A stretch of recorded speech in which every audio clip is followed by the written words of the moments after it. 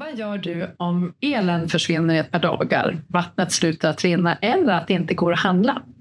Det här är några av frågorna som lyfts under beredskapsveckan som pågår just nu i hela Sverige och i Skellefteå. Och en som är verkligen kunnig på de här frågorna är Skellefteå kommuns beredskapssamordnare Linus Danielsson. Välkommen hit. Tack så mycket. Berätta lite om beredskapsveckan. Vad är det och vad är syftet med den? Absolut. Beredskapsveckan är en temavecka och det är en vecka som har pågått sedan 2017. Det är Myndigheten för samhällsskydd och beredskap som är initiativtagare. Och det är en vecka som syftar till att höja kunskapen om hemberedskap hos alla Sveriges medborgare. Ja, vi har ett speciellt tema också nu med anledning av omvärldsläget. Temat är du är en del av Sveriges totalförsvar. Vad innebär det här budskapet i korta drag? Totalförsvaret är ju alltså vårt samlade försvar i Sverige. Alltså både det militära försvaret och det civila försvaret. Och alla som är mellan 16 och 70 år ingår i totalförsvaret beroende på egen förmåga då. Och kommuner deltar över hela Sverige, deltar som sagt i det här. Hur uppmärksammar vi i Skellefteå kommun just den här veckan då? Just det. Vi har ett antal olika evenemang som är på gång. Vi har dels en webbutbildning som man kan gå hela tiden nu. Den finns ute på Skellefteå kommuns hemsida. Den heter Medveten, redo och trygg. Men det mesta av vårt krut lägger vi på lördag den 27. Det är som beredskapsdagen som vi kallar det.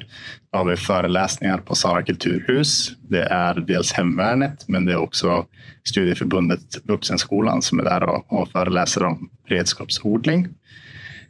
Sen så har vi också ett antal aktiviteter på torget där vi har samlat olika aktörer inom beredskapsområdet. Och det kommer att finnas quiz och det kommer att finnas tipsrunder och jag kommer också vara där och ha en tävling där man kan vinna fina presentkort om man ställer upp på en jägartävling. En viktig dag med andra ord. Rent generellt då, om man nu, vi behöver ju alla, vi är ju som sagt en del av totalförsvaret var och en av oss. Vad kan vi hitta mer information om det här med beredskap? Vi har ganska mycket information på Skellefteå kommuns hemsida. Där kan man dels hitta information om vad man bör ha hemma i en krislåda. Man kan hitta den här utbildningen som sagt. Men är det så att man vill titta på andra källor ska jag rekommendera MSBs hemsida msb.se eller krisinformation.se. Där finns det mycket mat.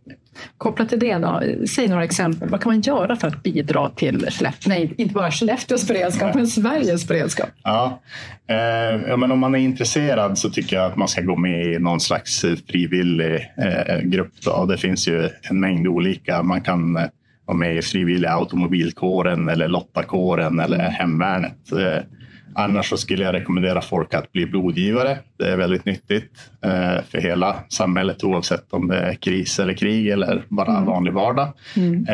Men även att gå en HLR-kurs eller en första hjälpen-kurs. Det skulle vara väldigt nyttigt för våra medborgare att bli bättre på det. Skulle jag säga.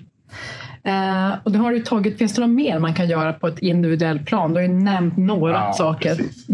På det individuella planet om man vill stärka sin beredskap eller vad man ska säga, då skulle jag säga titta över sin krislåda där hemma.